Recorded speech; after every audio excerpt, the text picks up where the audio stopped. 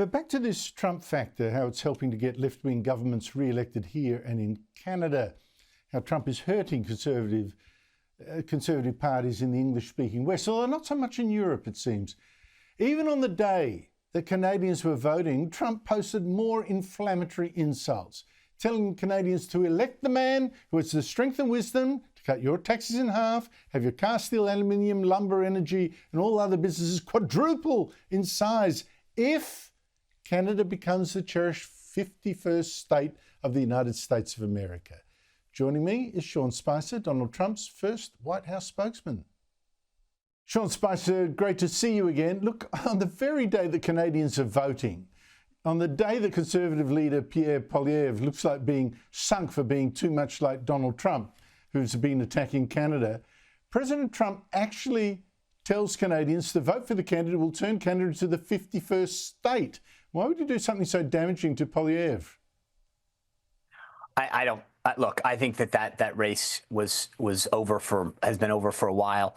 The one thing to be clear on is Donald Trump has sort of been teasing this idea of becoming the 51st state because Justin Trudeau had made it clear that they needed the imbalance in trade to exist because of Canada's dependence on the U.S. And Trump jokingly remarked, well, then you might as well be a state if that's going to be the relationship that we had. I think it's just a reminder to the Canadians that the imbalance that exists right now is much more like that we have with our individual states from the federal government than that what you have with a sovereign nation. Well, as you know, Sean, Australia's also going to the polls on Saturday, and our Prime Minister has also been attacking our opposition leader as well for being too much like Donald Trump. Why do you think that the Donald Trump tag is so damaging to conservative leaders around the world? Well, I don't think it's damaging to conservative leaders around the world. I think it's damaging to some of them. Malay and down in South America, and then Maloney in Italy, they've done very well. So I think it depends on where you are and how you position yourself. But look, I think because of the tariffs in particular and how people are describing their relationship with Donald Trump, it has made it more of a nuanced issue in some of these places where they're coming into their own races and having to define the relationship that they have or want to have with Donald Trump. But I have to say, our Prime Minister also said this in a debate. I'm not sure that he has a mobile phone, the US president. Is that right? No, I mean, that doesn't sound. I mean, look, I know that to be not true. I called him on it. I'm thinking about this in my head for a second. I've called him on it fairly recently, as a matter of fact. Now, I'm not going to give you the number, but I think that's the thing about a story like that, though, is that it's not someone's word against another. Again, I think if you talk to most people in the United States, including most reporters, that's how they contact President Trump. They just dial him up on his phone. Much to the chagrin of his current press staff, and I can speak as the former leader of his previous press staff, that's been a consistent theme with President Trump. But he is clearly accessible and transparent. Again, it makes him tough to staff, but it makes him who he is.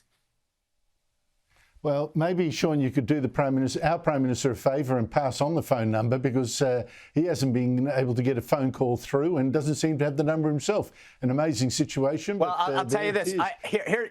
Here's what I'll tell you. You need to have your Prime Minister reach back out to your former ambassador, Mr. Joe Hockey, who did a phenomenal job, and ask him to help, because I know Ambassador Hockey was able to converse with Donald Trump quite often. So maybe get him back into service.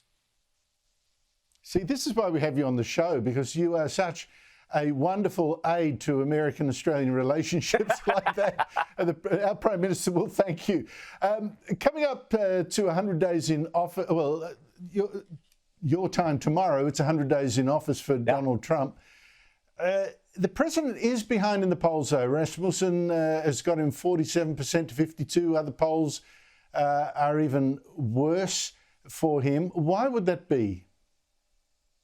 You know, it's an interesting question. I spent almost the entire day over at the White House, Andrew, in briefings and talking to senior officials about this 100-day mark. And one of the questions that I asked them was this: you know, what are the top 100-day achievements of the president?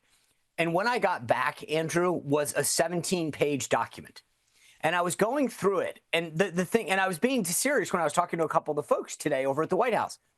I said, I know that President Trump goes at breakneck speed, but every once in a while, do you think that you've got to slow down how you message? Because as a supporter and follower of this White House, and I would argue fairly closely, I had forgotten some of the things that he had accomplished in the first 100 days.